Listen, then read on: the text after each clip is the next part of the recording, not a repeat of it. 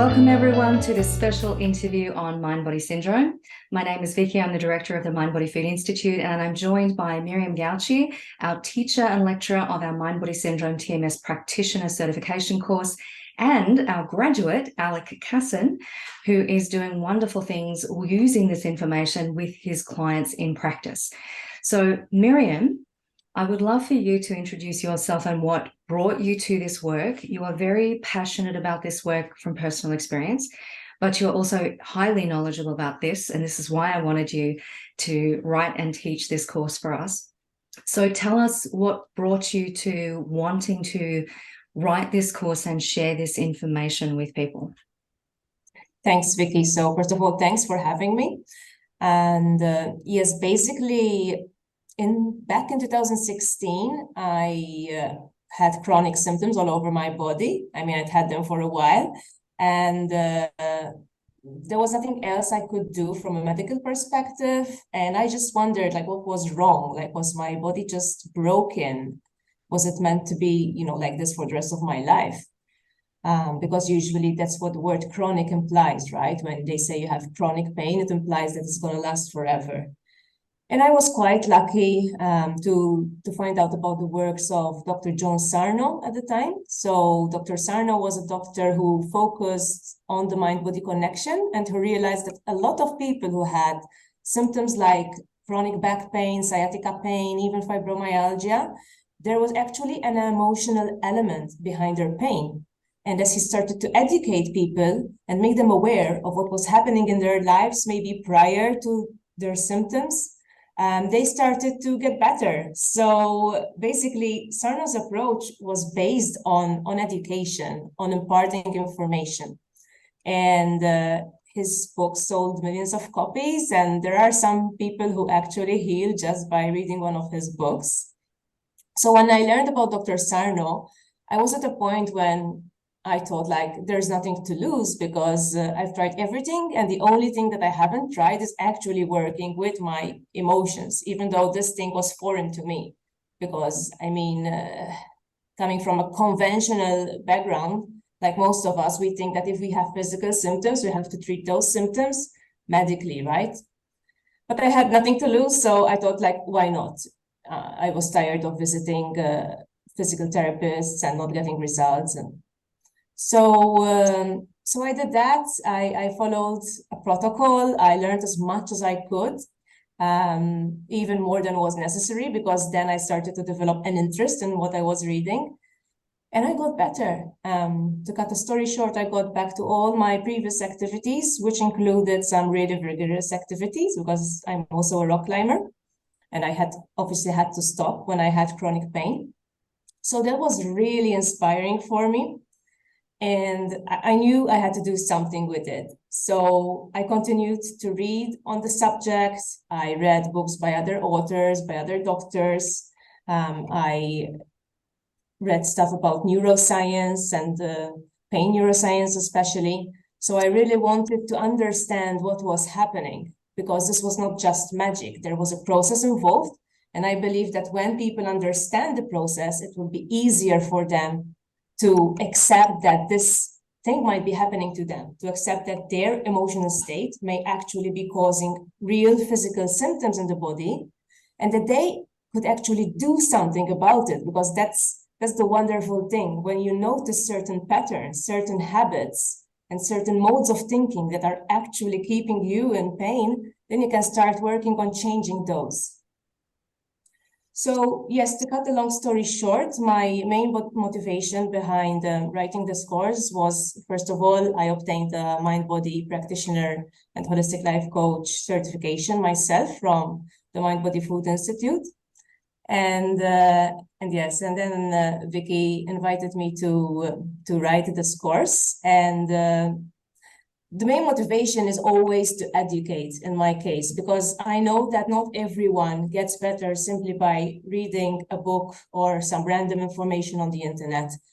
And over the years, I've become aware of where people struggle. So I realized why the process was quite swift for me and why it isn't for some people. I realized that, history matters, one's personal situation matters, one's beliefs. So there are so many factors. And what I wanted to do is to get people to understand not just the knowledge, not just how the mind-body connection works, but what they can do in their own lives to change things and get better. So previously, I used to work as a content writer as well. So obviously, writing the content came easy to me. So I just capitalized on my previous skills, and the course was born. Yes, and you have cited the course very well. You have put in a lot of references, and you are very soon to include some new research and new resources into the course. And that's one thing that we love to do at the Institute, is stay up to date, stay relevant, stay ahead of the curve, and make sure that we're updating our content every year or so, so that we have those latest resources in there, which is just another element of the course. Now, Alec, you have completed Miriam's course. You have become a certified Mind-Body Syndrome TMS practitioner. Tell us what brought you to this work and why you wanted to ultimately become a Mind-Body Syndrome practitioner. Yeah, absolutely. And thanks for having me, Viki, and good to be with you again, Miriam. So my story, similar to Miriam's, was born out of an injury. So when I was 18, I wanted to be a professional cyclist. My life was eat, sleep, breathe cycling. Was going to college at the time, but cycling was the main jam. And I was out on a training ride one day, and I just felt this rippling pain through my back. It was like somebody stuck a lightning rod into it. I couldn't actually bend my back. I couldn't sit on my bike seat. I had to just stand up erect. And the pain was so bad that I, went to a chiropractor, went to a physical therapist, all these things. All of them said, you'll get better within a few weeks. It'll be fine. A few weeks dragged into a few months. Pretty soon my new college term started. I was in so much pain that I couldn't sit in, a lecture hall. And the pain got to be so bad that I actually had to withdraw from college for over a year. I was partially bedridden on painkillers and was really depressed, all from this back pain. And I tried every physical treatment that I could think of. I saw specialists, I did physical therapy, chiropractic, acupuncture, you name it. And it wasn't until actually my mom gave me Dr. John Sarno's book, the one that Miriam had mentioned, that at first I put it away and was like, no, this is not an emotional thing. I've seen my MRI that shows a ruptured spinal disc. And after a while, I came back to the book and I realized, wait a minute, I see myself on every single page with this perfectionism, people-pleasing, low self-esteem, if I'm being completely honest. And I started to see that the cause of my pain was not physical, but it was rather emotional, that these emotions were actually making real physiological changes in my body to create this pain. And after really embracing that diagnosis and that treatment, I started to get better within a number of weeks and was thinking, oh my gosh, this is incredible. My life has actually been given back to me. I thought I was going to be in pain for the rest of my life. And I'm today pain-free and so grateful for that. And it's from this mind-body approach. And, it's been well over a decade since I have recovered. And I'd always thought in the back of my mind, I want to do something to help people like this. This truly is a deeply personal mission for me. And when I came across the course, the MBFI course, the one that Miriam had authored, I was like, this is, at the center of my bullseye. I was so grateful to see it. Oh, wonderful. Amazing. We have a lot of students who come to this work through personal experience, an experience or a pathway of healing that was quite hard won. And often it's due to being introduced to Dr. John Sarno's work in some way. And that ultimately has had such an impact on them that they have decided to progress into learning more about it in a professional capacity to help other people. So what I'd like to ask from both of you, particularly as you came to this work for very similar reasons, in terms of you had to experience your own personal challenges and paradigm shift to become aware that possibly there is an active role that you can play in your own healing. What would you say to those watching now who may not have been introduced to Dr. John Sarno's work, may not have had an insight or yet an understanding or appreciation of the mind-body connection and emotions creating a physiological response in the body, who need to just have that little awakening or that insight or some hope for the difficulty that they're experiencing, that would help them to be a little more open to this work? What would you say would be the key mindset shift or the key encouragement from someone who's had to go through that process that may make the biggest difference to their particular journey? Should I start? Please. Go for it. Okay. So basically, the first thing I say to someone who has never considered the mind-body connection is allow the possibility and be open to the assumption that some of your symptoms might be affected by emotional factors. And then one of the ways that you can do this is have a look at when your symptoms occurred the first time, especially if you have intense symptoms, and look back at what happened in the year prior. And also do some detective work. Do your symptoms tend to increase with increased stress levels? Because usually a lot of people in chronic pain, they don't have like constant symptoms all the time.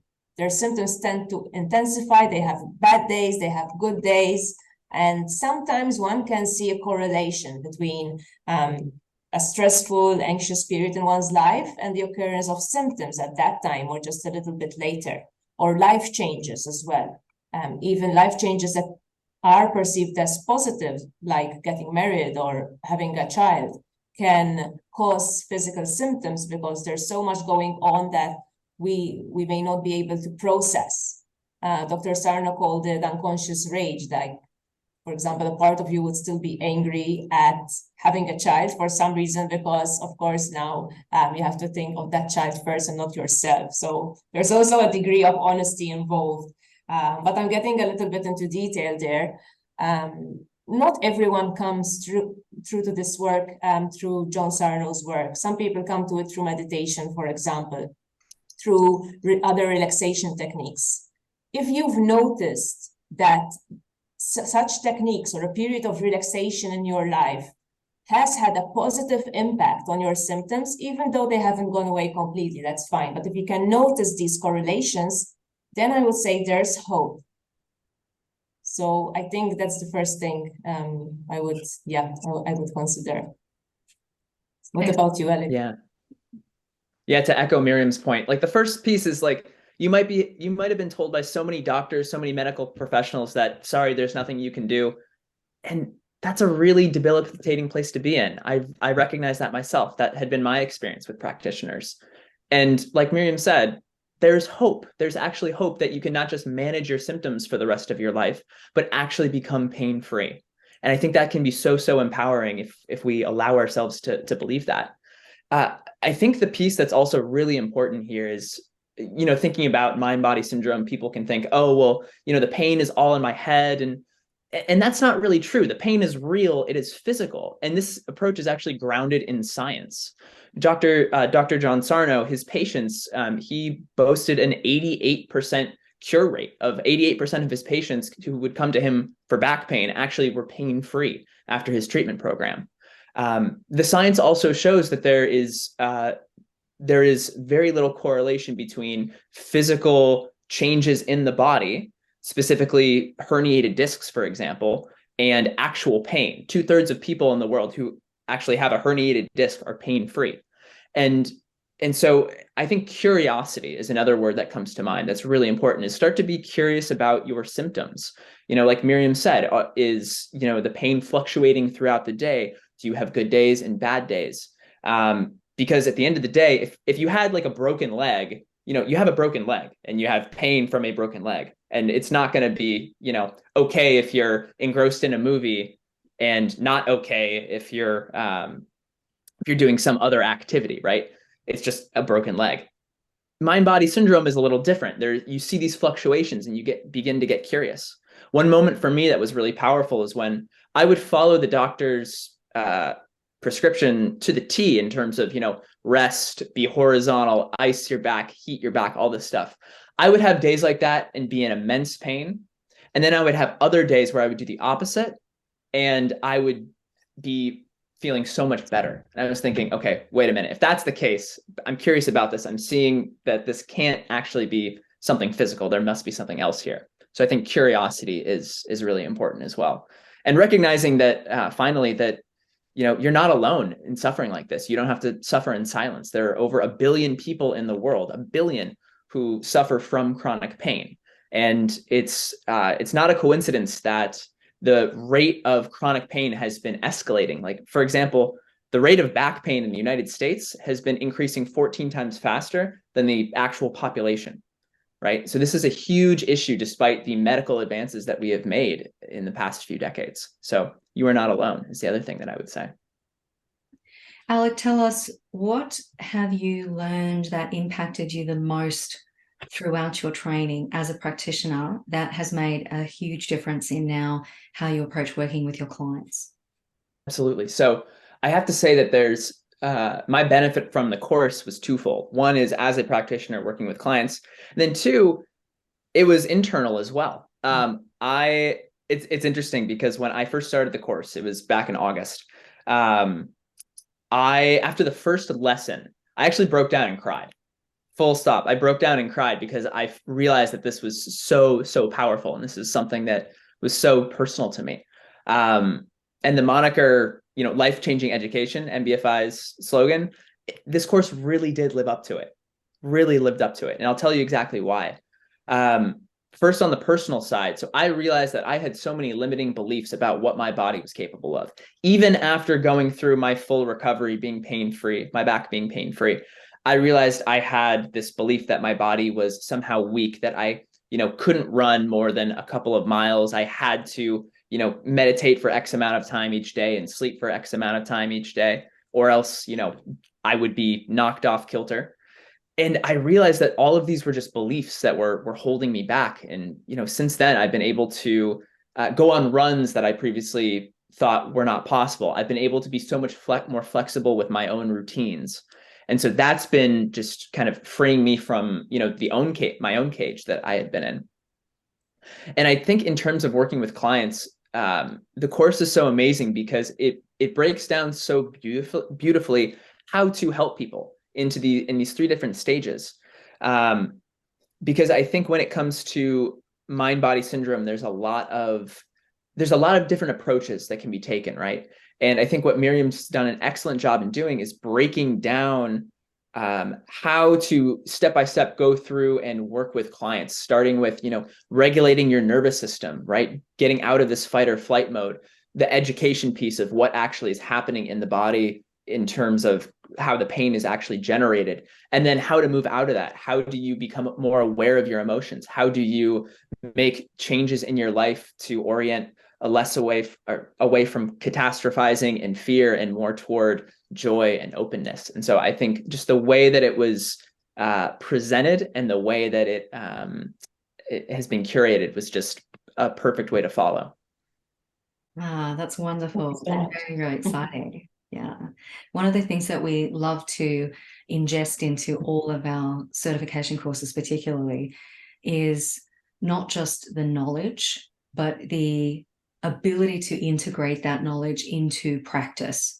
And often that begins with self-application, self-reflection, looking at our own belief systems, looking at our own self-talk, observing, being curious, as you said, and listening into the conversation that we're having with ourselves that largely we don't pay much attention to, certainly not consciously. And when we start to put some focus and attention on that, we start to realize what's circulating in our mind and definitely our circuitry affecting our nervous system and our sense of self, our sense of self-worth, and what we believe is possible for us, and the language that we are using and thinking, saying out loud, that is creating limitations we didn't even know we were actually imposing upon ourselves.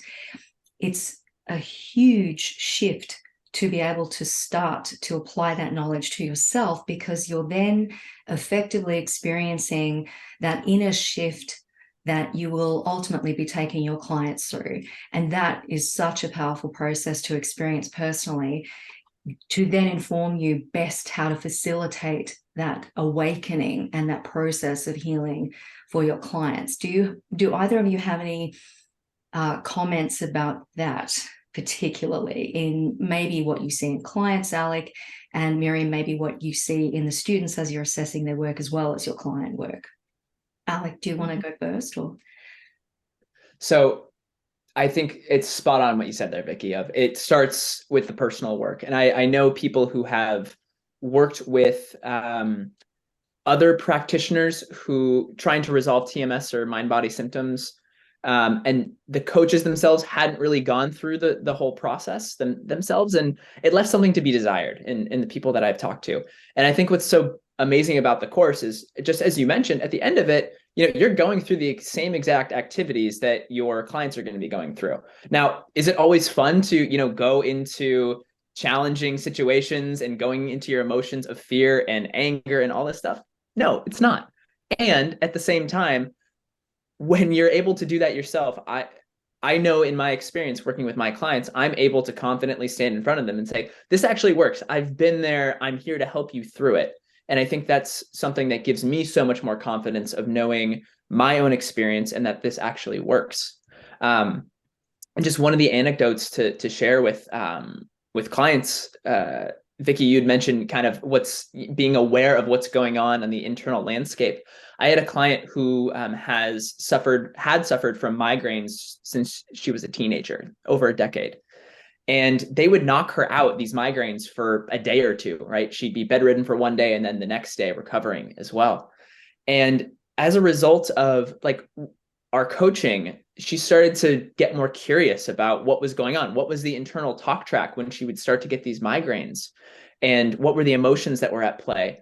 And she's now able to stop migraines in their tracks before ever coming on, which is so incredible. And in her words, she hasn't taken any painkillers or any medication for her migraines in over 6 months, and she's not scared of getting them anymore. And so this shift from fear it's something that was really important in my journey as well, of shifting from, there's something wrong with my body, to, wait a minute, actually, I'm in control of this whole thing. And seeing clients make that same shift is so powerful. Definitely. Yes, even, when I read my students' assessments, I realize that they are also healing as they follow the course sometimes. So sometimes they share a personal story that the course has made them aware of, and that they're getting better with their own remaining symptoms, because some students come into the course still having chronic symptoms. So they do it first for themselves and then to help others. And I'm always learning from my students as well. Sometimes I hear about a condition that I wasn't myself familiar with, because there are hundreds of chronic conditions that can be classified as mind-body syndrome, that can be approached in the same way. And this is the beauty of it, that it doesn't really matter what specific symptom you have, for as long as you've excluded serious medical issues like infection, cancer. And for as long as you've had the pain for a long time, you most likely can apply this approach in more or less the same way. That's the beauty of it.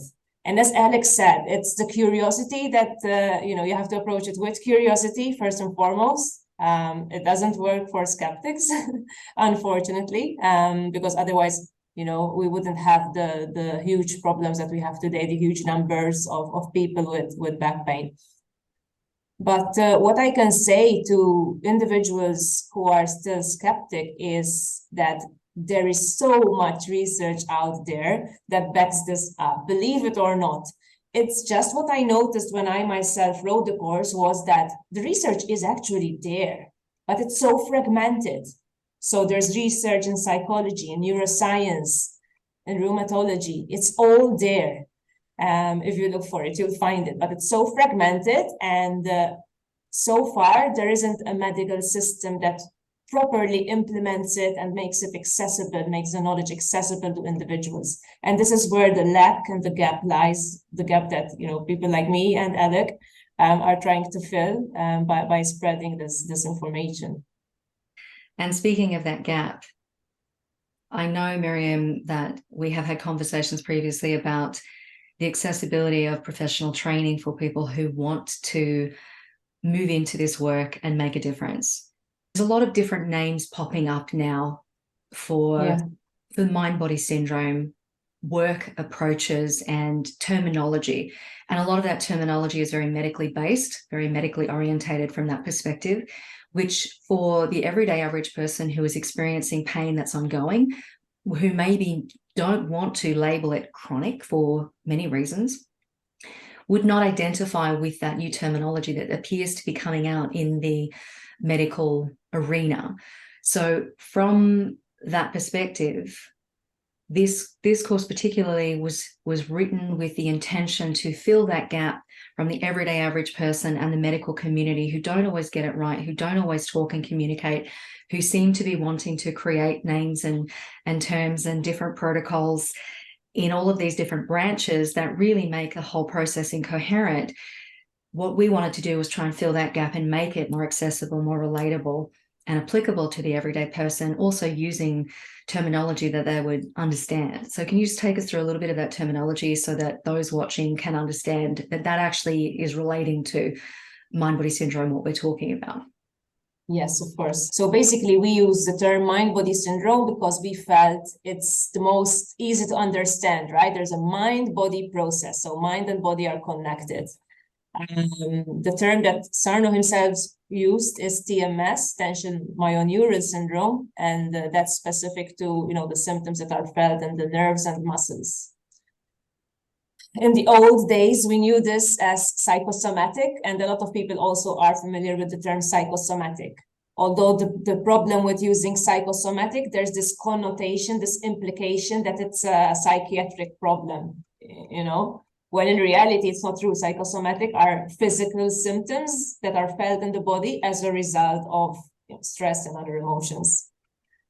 So yes, this is a problem that different practitioners are coming up with specific terms to talk about the same issue, which is mind-body syndrome, which is TMS, which is also a very popular term that a lot of people find us by. Other terms lately include neuroplastic, so neuroplastic symptoms, and they've chosen this term because it refers to what's happening in the brain's plasticity, because the reason that we can get better from chronic symptoms is that our brain is plastic. So just as it can learn to generate chronic pain, it can unlearn the process through brain rewiring. So this is why we sometimes use the word neuroplastic, which really makes sense as well. Medically, they also call it psychophysiological disorders, which I feel a lot of people wouldn't identify with initially. I would say, we should strive to keep this simple. Whichever term you use for yourself, just keep it simple, even if you've come across different mind-body approaches. At the end of the day, people get better through more or less the same approaches, which are working with your own emotions, as we discussed, with your own self-talk and with your own self-growth, basically, and also working with the way you're perceiving your pain and your body and changing those beliefs and changing some habits. So I think, yes, we need to simplify this. It doesn't need to be that complicated. There are all sorts of techniques such as meditations and other tools that can really, really help you improve. But I think the main point is that, once you accept that there is a mind-body connection, it first of all starts by accepting it almost fully, or at least allowing the assumption to be there, at least for 2-3 months, so you can really go all in. Because that's the most important thing, that you assume this, you get curious that this might be happening to you in your case, whereas before you were probably like, okay, I have this and that's it. I can't do anything about it. As soon as you realize that maybe there's something you can do, and you start to see yourself in the literature, you start to make connections between your negative life events and your symptoms, for example, then things will fall into place. So that's the beauty of it, really. Alec, would you have anything to add to that from your perspective? Yeah, to actually plug Miriam's site, painoutsidethebox.com. If there are people who are thinking, well, do I have a TMS or mind-body syndrome condition? Miriam has some amazing resources on her site that can actually take you through, like, what are the actual symptoms, like what are the signposts, if you will, for having a mind-body or syndrome or TMS. So would encourage folks to check that out if they're curious about their own personal symptoms that they've been having. Thanks, Alec. And I can't also help but mention the TMS Wiki, by the way, because this is the resource that I relied upon initially. There wasn't so much information back then. So it's TMS Wiki, I think .org as well. And they have a list of all kinds of chronic symptoms that have been successfully treated through this approach. So you can read different success stories there, and you can find more information. It's a really good resource as well. Thank you very much for sharing that, because I think for those who have been watching, listening, and are starting to awaken to this possibility that the pain, the ongoing pain, the chronic pain, the unexplained pain, the pain that fluctuates, moves around, comes and goes, could possibly be mind-body syndrome.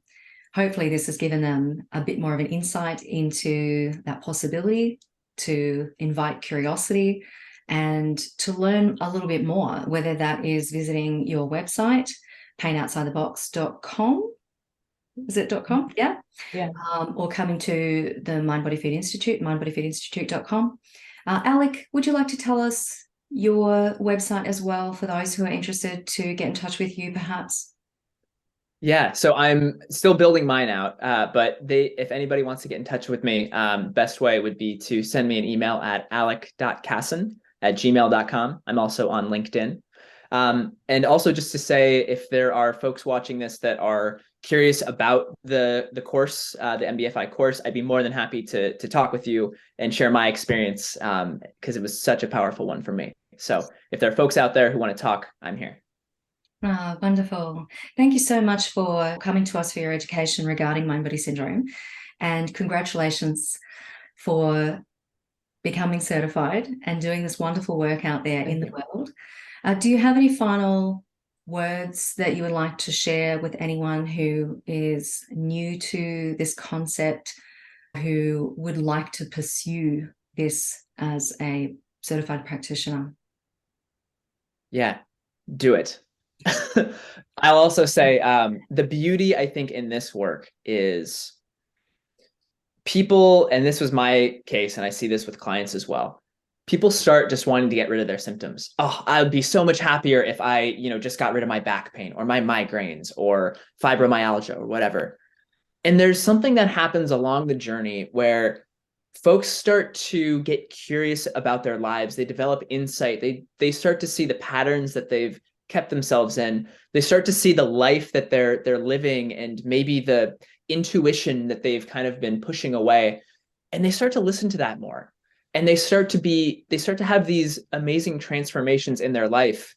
And it becomes so much more about actually living a thriving life and less about the symptoms. And I know that it's been a worthwhile journey when I have people tell me, these symptoms have actually been a blessing. And I got to that point as well. And if you told me, in the middle of my journey, like, it'd be a blessing that you have this, what was diagnosed as a ruptured spinal disc, I'd say you're crazy.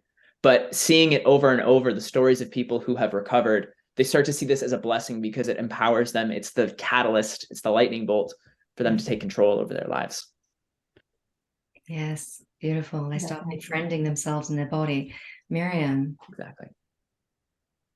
Yes, I mean, something just occurred to me. So last week I was speaking to someone in radiology locally, and she told me so many people come in and they tell them, all my body hurts, everywhere hurts, and they're confused. I mean, she's confused. She has no idea how to help them.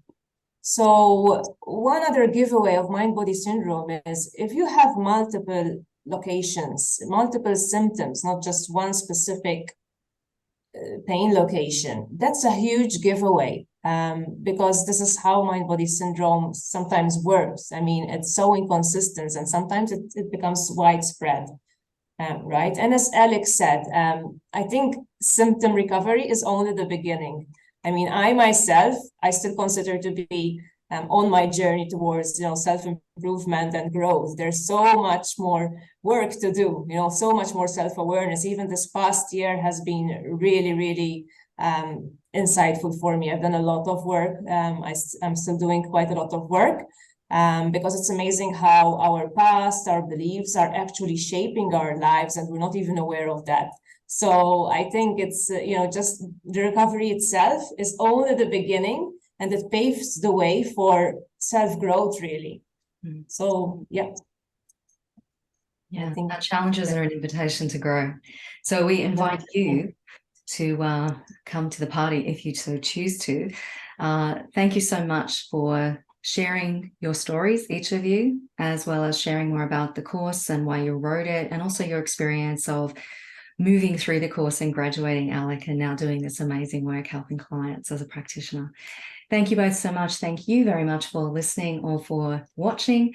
And if you'd like to learn any more about mind-body syndrome, you've got a couple of resources there, and you can certainly come to the website and check out the MindBody Syndrome TMS Practitioner Certification course. Thank you so much for joining us, and we see you next time. Bye.